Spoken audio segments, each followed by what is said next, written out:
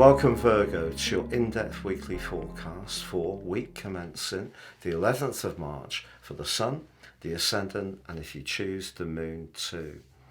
Now this week begins with a super important event, and that is that Venus is going to make the transition from a very practical part of your situation into your sector of relating. So on the screen now you can see that Venus is just nestling at 28 degrees and 52 minutes in Aquarius, but it's going to move into Pisces on Monday. Now Venus loves being in Pisces, it's exalted here, but of course this comes on top of last week's new moon in this sign, which linked brilliantly to Uranus.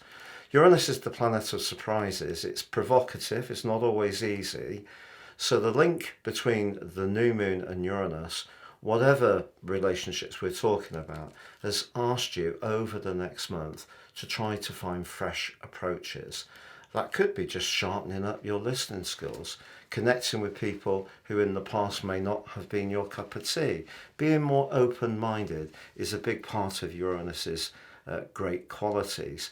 But Venus moving into this area is one of the most fortunate transits of the whole year, and it's going to be in this in the sign of Pisces through to the 4th of April.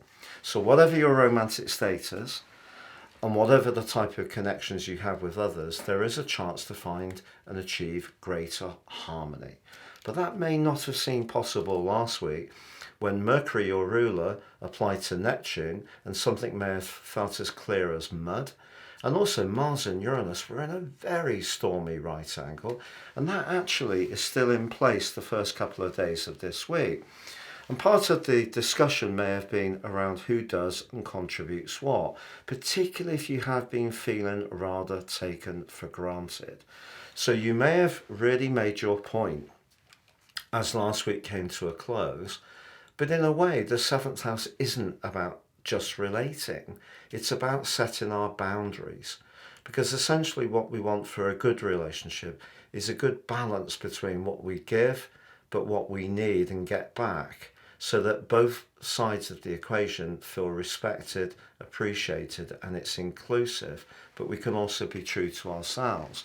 So Venus comes along to calm, it's like a healing balm to some of that tension that may have cropped up late last week. It does depend on your unique situation, of course. But certainly what Venus in the 7th house does is enable us to have clearer dialogue and to try to reach consensus, and most of all celebrate the things we have in common. Now later in the week for you, the Sun is going to be connecting to Neptune in a way like Mercury did last week. But Mercury doesn't like being in the sign of Pisces. The Sun's fine, and for you there may be a conversation you have towards the end of this week which is quite peaceful, and you could come to a point of understanding. It may be with a colleague, could be with a housemate, family member. It doesn't have to be in a romantic context. But I feel Venus being in your 7th house along with the Sun and Neptune just brings a more gentle vibration to bear, whereas late last week I felt it was a bit confusing and very intense and very potentially abrasive. But there is a quarter moon as the week draws to a close that does clash with the Neptune cazimi that occurs on the Sunday.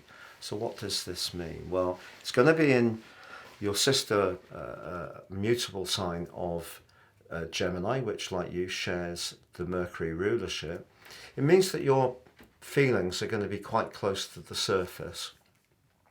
So when it comes to a relationship matter, particularly if someone who has a role of authority in your life, it could be a parent, for example, but it may be a boss. But someone could make a comment about your situation around a relationship, or not quite see how things have unfolded, and actually it could really be very, very irritating. So just try to keep a sense of equilibrium, because I feel as this week goes on, the potential for greater harmony, cooperation, collaboration and understanding are all very strong. And if you are single but you would like to meet somebody in a relationship, and get to know somebody new, the next 3 or 4 weeks can really be a very positive time for you. If you would like to ascend above this zodiac broadcast and understand more serious astrology, check out my special chart offer. You can get your forecast and your character analysis for 30% off. Searing insights, totally unique to you. Please see the link beneath this video for more.